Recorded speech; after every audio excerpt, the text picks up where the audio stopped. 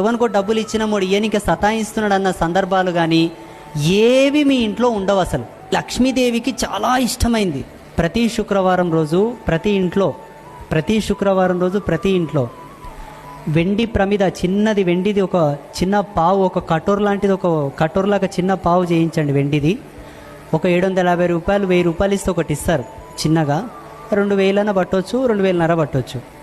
ఆ వెండి పావు తీసుకొచ్చి ప్రతి శుక్రవారం రోజు దాంట్లో పాలు పోయండి. అది ఆవు పాలు అయితే ఇంకా మంచిది.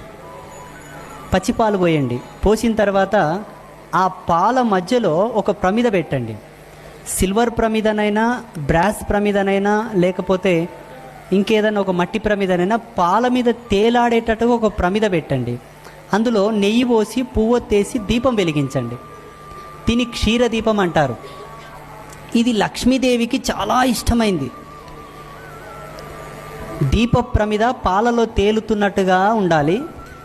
ఆవు పాలల్లో నెయ్యి వేసి పువ్వొత్తేసి దీపం పెట్టండి. ప్రతి శుక్రవారం పెట్టండి. అసలు మీ ఇల్లు ఇంకా నేను చెప్పొద్దు, అప్పులు కానీ డబ్బు సమస్య